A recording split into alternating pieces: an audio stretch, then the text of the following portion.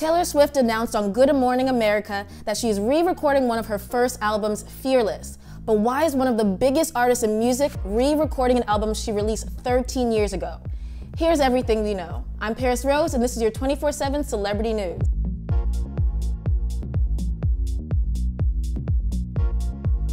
Taylor has recently announced that her re-recording of Fearless will be released on April 9th.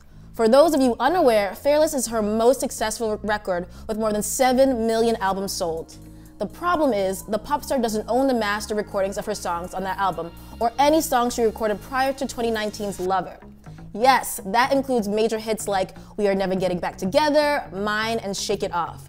Major icons including Michael Jackson, Kanye West, Prince have all talked about owning your masters, owning the rights to your music. This has been an issue for a long time, and I'm super glad Taylor has brought this to the forefront.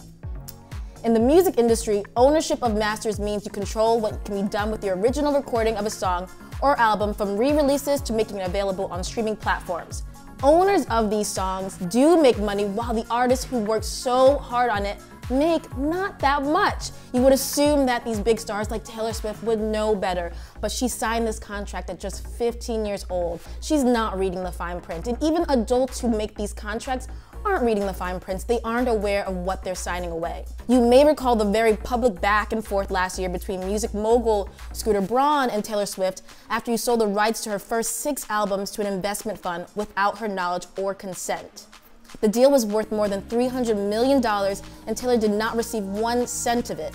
Taylor wrote on Tumblr, "This is what happens when you sign a deal at 15 to someone for whom the term loyalty is clearly just a contractual concept. And when that man says music has value, he means its value is beholden to men who had no part in creating it." Taylor has accused Scooter, who manages the likes of Demi Lovato, Ariana Grande, and Justin Bieber, of trying to dismantle her musical legacy.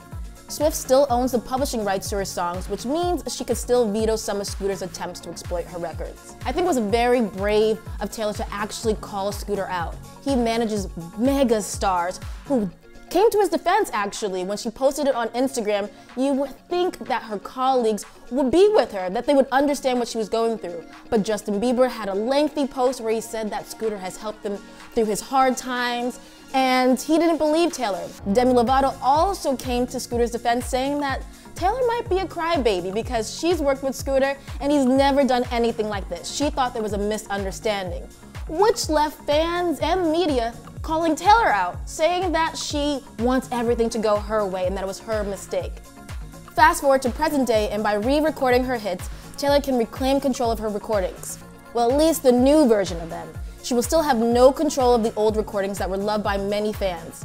Taylor has a very dedicated and loyal fan base who have been supportive throughout it all, so we believe they will jump on board with these new songs and ditch the old ones. However, those records were recorded 13 years ago, meaning Taylor was 13 years younger. Her voice was different, her style was different, her whole vibe was different. So will those songs still hit the same?